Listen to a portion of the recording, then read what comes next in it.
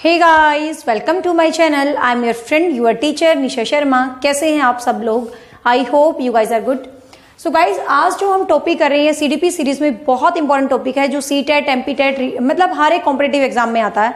Equally जो भी मैं टॉपिक पढ़ाती हूँ, पर्टिकुलर ये नहीं है कि इसी एग्जाम में आएंगे। आप कोई भी टीचिंग एग्जाम, कोई भी टेट एग्जाम दे रहे हैं तो सब में जो टॉपिक है इक्वल इंपॉर्टेंस रखते हैं। So let get started. Topic है भाषा और चिंतन, you can say language and thinking. Both are so important point for exam point of view, language and thinking. अब जब हम बात करें, सबसे पहले आती है लैंग्वेज की कि लैंग्वेज होती क्या है, what is language and what is thinking. अब देखिए, लैंग्वेज तो क्या होती है, जो कम्युनिकेशन होता है, जो आपका और मेरा जो बात कर रहे हैं हम आपस में, किसी भी टाइप से जो भी कम्युनिकेशन होता है, डेट इज कॉल्ड लैंग्वेज। तो वो क्या होती है गाइस, लैंग्वेज कहलाती है। ठीक है, तो communication is a kind of language. लेकिन थिंकिंग क्या होती है? थिंकिंग होता है चीजों को डीप तरीके से, अच्छे तरीके से समझना, दैट इज कॉल्ड थिंकिंग। तो two different things are there, communication and language and thinking, दोनों अलग अलग चीजें, ध्यान रखना। तो सबसे पहले बात कर लेते हैं हम लैंग्वेज की। लैंग्वेज के ऊपर कुछ थ्योरीज दी थी जो आपको पेपर में आती है, जो मैं आपको करवाने वाली हूँ। बहुत डीप नहीं जाएंगे, जहां से क्वेश्चन आते हैं वही चीज करेंगे। तो लैंग्वेज के ऊपर 4 मेजर साइकोलॉजिस्ट हैं जिन्होंने लैंग्वेज के ऊपर अपनी पॉइंट्स को बताया था, और सीटेट में बेसिकली उन्हीं के पॉइंट्स को पूछा जाता है।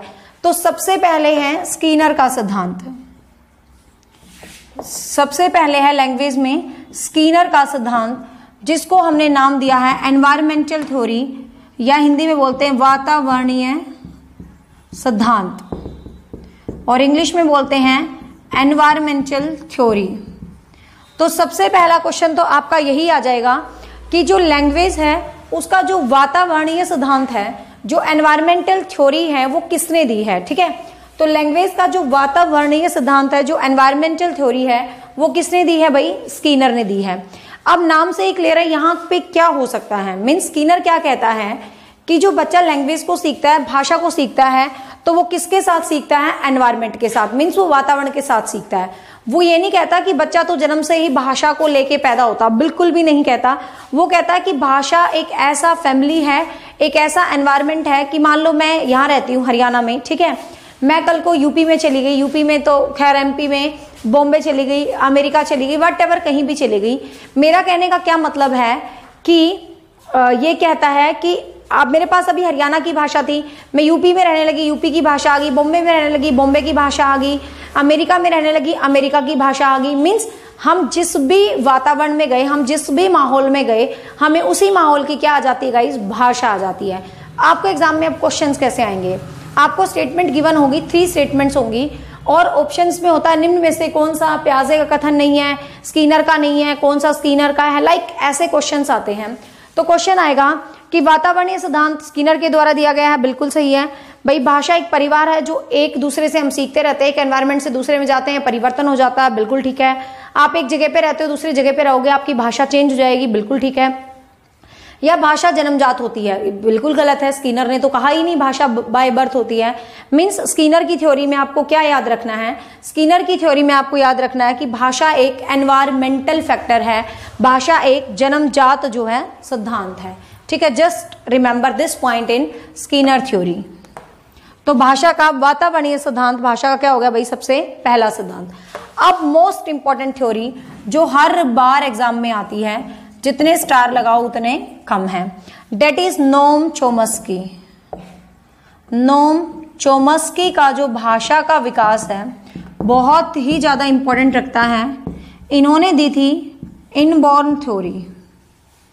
Inborn theory, you can say जन्मजात सिद्धांत।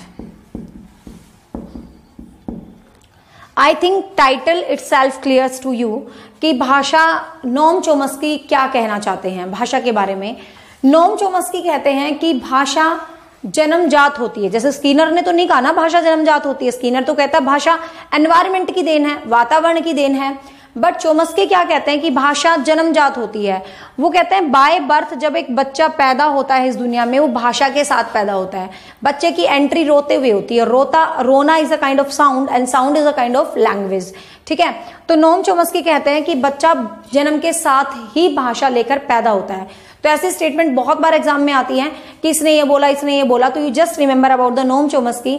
नोम चोम्स्की ने जन्मजात सिद्धांत दिया था और उसने बोला था it's a universal, language is universal, it's from by birth, कि लैंग्वेज तो एक यूनिवर्सल होता है, सार्वभौमिक होती है और ये तो जन्म से हर बच्चे में होती है।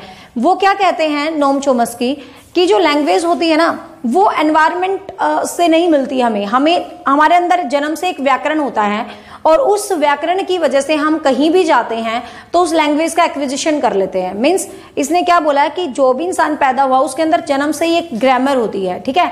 तो ये भी क्वेश्चन आ सकता है कि बच्चे में जन्म से व्याकरण होती है। अब हम सोचेंगे यार बच्चे में जन्म से कहां से व्याकरण होगी, बट हमें नहीं सोचना ना। नोम चोम्स्की ने तो कहा है ना कि बच्चे में हम एक व्याकरण होती है हमेशा, और वो जिस भी एनवायरमेंट में जाता है, जैसे भी संपर्क में जाता है, वो क्या कर लेता है भाई, उस व्याकरण के आधार पे लैंग्वेज को सीख लेता है। और इस चीज को उसने एक नाम दिया है LAD, फुल फॉर्म है लैंग्वेज एक्विजिशन डिवाइस, ठीक है, लैंग्वेज एक्विजिशन डिवाइस। कई बार इसको लैंग्वेज एक्विजिशन डेवलपमेंट भी बोल देते हैं, बट इसने क्या बोला है कि जो बाय बर्थ बच्चे में एक व्याकरण होती है ना, तो उसको इसने क्या नाम दिया नोम चोम्स्की जी ने, LAD, कि लैंग्वेज एक्विजिशन का मतलब होता है प्राप्त करना, एक्वायर करना, मतलब किसी भी सोर्स से हम अर्जित कर लेते हैं, यूं ही सहज ही जो चीज हमें आ जाती है, डेट इज कॉल्ड लैंग्वेज, ठीक है ना। तो ये कहता है लैंग्वेज एक्विजिशन, तो इसकी फुल फॉर्म भी आपसे पूछी जाए लैंग्वेज एक्विजिशन डिवाइस, और गिवन बाय, कई बार ये क्वेश्चन भी पूछ रहे थे LAD किसने दिया है, तो ये जस्ट रिमेंबर LAD दिया है नोम चोम्स्की ने। और नोम चोम्स्की ने क्या कहा है भाई कि भाषा बच्चे में कैसी होती है, जन्म से सीखती है, और भाषा जन्म व्याकरण होती है, जहां भी बच्चा जाता है उस व्याकरण के साथ जाता है और उसी आधार पे वो लैंग्वेज को सीखता है। अब यहाँ पर दो इंपॉर्टेंट लेवल दिए इन्होंने जो एग्जाम में काफी बार पूछे गए थे। अब की बार HTET के PGT लेवल में भी ये क्वेश्चन पूछा गया था भाई। नोम चोम्स्की ने 2 लेवल्स दिए हैं, ठीक है, कि भाषा को बच्चा सीखेगा या बच्चे का भाषा का विकास होगा, तो 2 लेवल्स के अंदर बच्चे का डेवलपमेंट होगा लैंग्वेज का। लेवल 1 सतही संरचना, लेवल 2 गहरी संरचना।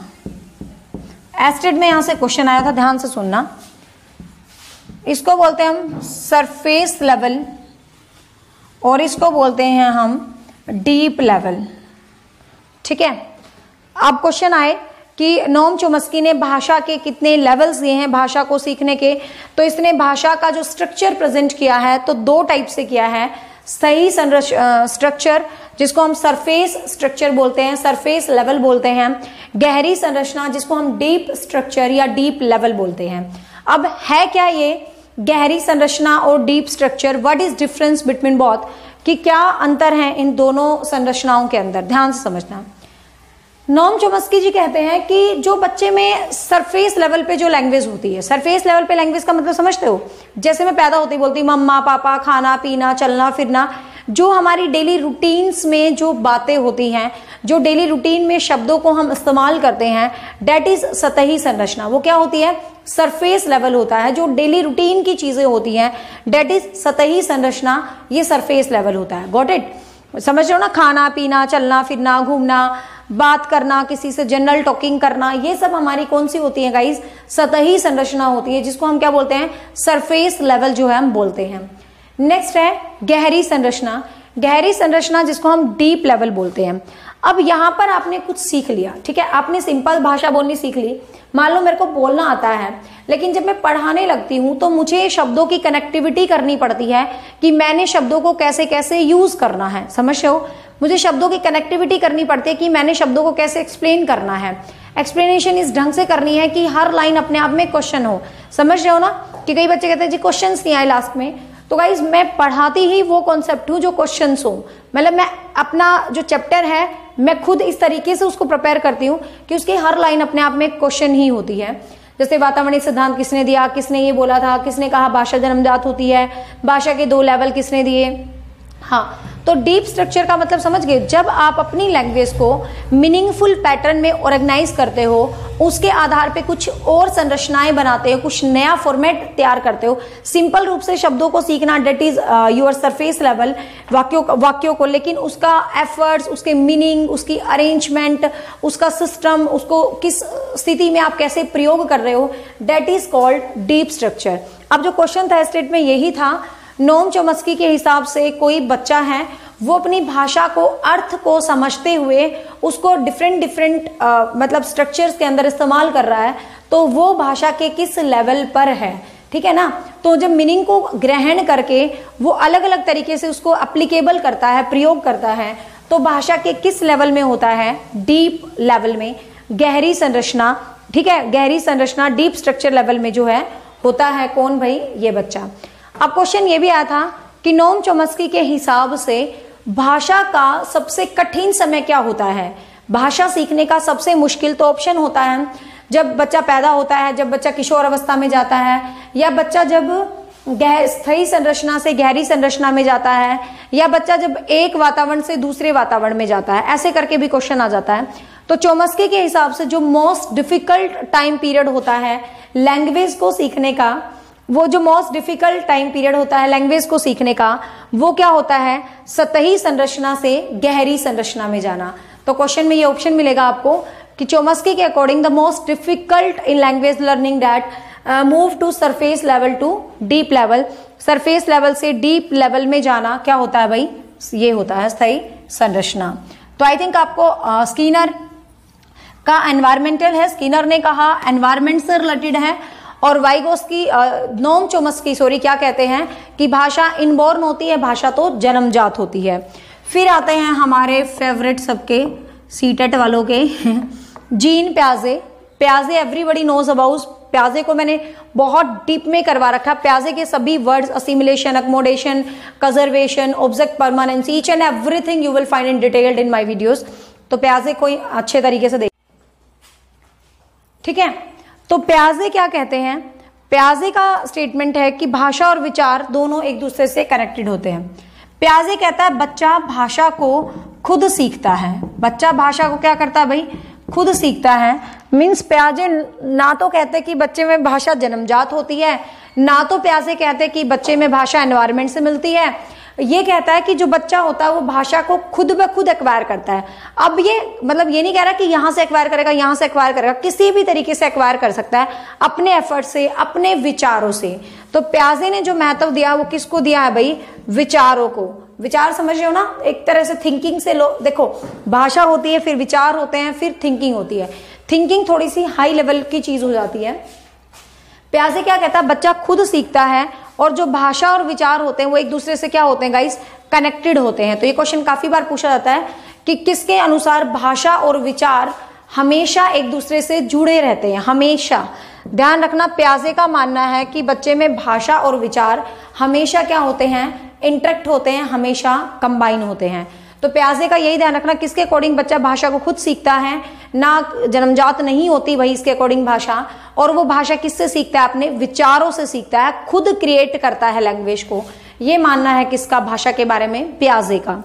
और लास्ट जो भाषा के लिए बात बोली है वो बोली है वाइगोत्स्की ने। वाइगोत्स्की क्या कहते हैं भाषा के लिए, ये कहता है भाषा और विचार, जब बच्चा जन्म लेता है, जब बच्चा जन्म लेता है तो भाषा अलग चीज होती है और विचार अलग चीज होती है। वाइगोत्स्की कहता है जन्म के समय भाषा अलग चीज होती है, विचार अलग चीज होती है, ठीक है। लेकिन जब वो 2 वर्ष का हो जाता है ना, जब वो 2 वर्ष का होता है तो भाषा और विचार क्या होते हैं भाई, जुड़ के एक हो जाते हैं। मीन्स वाइगोत्स्की क्या कहते हैं लैंग्वेज के बारे में कि बच्चा जो भाषा को सीखता है ना, शुरू में तो वो भाषा को सीख लेता है पैदा होते ही, ये कुछ चोम्स्की से ही मिलता है। वाइगोत्स्की कहता है कि बच्चा जो भाषा है, कुछ स्कीनर से ही मिलता है। मीन्स ये कहता है बच्चा जो भाषा सीखता है वो एनवायरनमेंट में दूसरों से कनेक्ट होकर सीखता है, सोसाइटी के अंदर सीखता है, सोशल कल्चर के अंदर सीखता है। और भाषा और विचार स्टार्टिंग में तो अलग होते हैं, मतलब 2 साल तक के बच्चे में कोई विचार नहीं होते, मतलब विचार अलग रोल प्ले करते हैं, भाषा अलग रोल प्ले करती है। लेकिन जब बच्चा 2 साल से ऊपर हो जाता है तो उसके भाषा और विचार लिंक होके क्या हो जाते हैं, एक हो जाते हैं। तो वैसे देखो ये थे सिंपल लैंग्वेज के बारे में। आपको लैंग्वेज के बारे में बहुत कंफ्यूज होने की जरूरत नहीं, सिंपल तो आप बता ही दोगे कि बच्चा बोलना सीख जाता है, शुरू में ये ध्वनियां होती हैं, फिर ये होती है, व्याकरण सीख जाता है, लाइक ऐसे ऐसे पॉइंट्स होते हैं। Everybody knows about that points कि प्रारंभिक अवस्था होती है, ध्वनियां होती हैं स्वाभाविक, फिर इशारे, फिर हाव भाव, फिर वर्ण सीख जाता है बच्चे में, फिर मैच्योरिटी आ जाती है, ठीक है ना। तो आई थिंक ये सबको पता है, सबको पता है ये छोटी छोटी बातें। तो मेन आप भाषा के बारे में ये 4 थ्योरीज जो है इंपॉर्टेंट रूप से याद रखना। अब आते हैं चिंतन के ऊपर, ठीक है। अब आते हैं चिंतन के ऊपर। चिंतन क्या होता है भाई? चिंतन होता है किसी भी चीज को जब आप डीपली एनालाइज करते हो, किसी भी चीज को जब आप डीप तरीके से एनालाइज करते हो तो वो चीज क्या कहलाती है गाइस? चिंतन कहलाती है, ठीक है। वो चीज क्या कहलाती है? चिंतन कहलाती है। किसी भी चीज को जब आप डीप एनालाइज करते हो तो वो चीज क्या कहलाती है? चिंतन कहलाती है। चिंतन से कंफर्म है 120%, आपके एग्जाम में क्वेश्चन आएगा, 110 नहीं 120%। तो चिंतन के बेसिक टाइप आपसे पूछे जाते हैं, तो ये टाइप आपको ध्यान रखने हैं। सबसे पहले है कल्पनात्मक चिंतन, सेकंड है प्रत्यक्षात्मक चिंतन, अपसारी चिंतन, इंग्लिश में भी बताऊंगी डोंट वरी, अभिसारी चिंतन और आलोचनात्मक चिंतन, स्वाली चिंतन, ठीक है। स्वाली चिंतन ऑटिस्टिक बोलते हैं इसको, ऑटिस्टिक थिंकिंग। आलोचनात्मक को क्रिटिकल थिंकिंग, इसको बोलते हैं कन्वर्जेंट थिंकिंग, इसको बोलते हैं डाइवर्जेंट थिंकिंग, इसको बोलते हैं परसेप्चुअल थिंकिंग और इसको बोलते हैं इमेजिनेटिव थिंकिंग, इमेजिनरी थिंकिंग। अब इसके अलावा आ जाता है यथार्थवादी चिंतन, ये जनरली बता दूंगी, ठीक है। रियलिस्टिक जो थिंकिंग होती है डेट इज कॉल्ड यथार्थवादी। अब देखिए सबसे पहले है कल्पनात्मक चिंतन। सबसे पहले, आज मेरी स्पीड थोड़ी सी तेज हो सकती है, कहीं आपको फील हो रहा हो, क्योंकि फोन में एक्चुअली सीरियसली बताऊं बैटरी बहुत कम है और मुझे टेंशन हो रही है कहीं वीडियो खत्म ना हो और फोन पहले स्विच ऑफ हो जाए, इसलिए मैंने थोड़ा सा फास्ट रखा है। Hope you understand easily, but I make you understand, इतना मुझे श्योर है। अब देखिए कल्पनात्मक चिंतन, कल्पनात्मक चिंतन का मतलब क्या होता है? Imaginative thinking. अब यू नो इमेजिनेटिव, इमेजिनेशंस क्या होता है? इमेजिनेशंस होते हैं कल्पनाएं।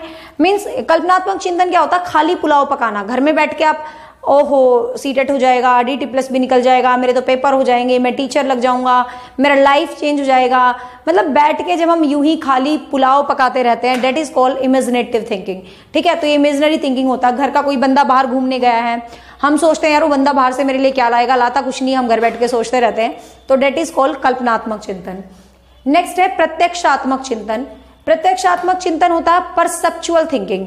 आप प्रत्यक्ष का मतलब क्या होता है? सामने कोई घटना आपके सामने प्रेजेंट है, आप उसको देख के कैसे एक्ट कर रहे हो, मतलब सामने प्रेजेंट घटना को देखकर आप कैसे एक्ट कर रहे हो, डेट इज कॉल्ड प्रत्यक्षात्मक चिंतन। सपोज सामने तूफान आ जाए, बारिश आ जाए, आग लग जाए, कुछ भी हो जाए, गली में हंगामा हो जाए, और उसको देख के हम कैसे कैसे रिएक्ट कर रहे हैं, मतलब according to that situations how you react according to the situational act you can say, that is called प्रत्यक्षात्मक चिंतन।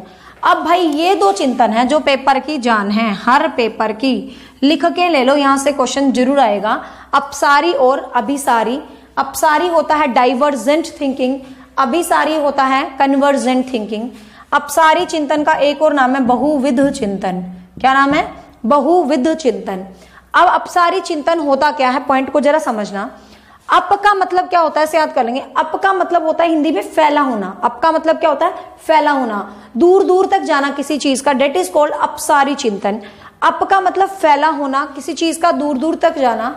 तो अपसारी चिंतन का क्या मतलब होता है? जब आप एक चीज को एक से अधिक तरीके से समझ सकते हो, जब आप एक चीज को डिफरेंट तरीके से समझ सकते हो, तो वो कौन सा चिंतन कहलाता है गाइस? अपसारी चिंतन।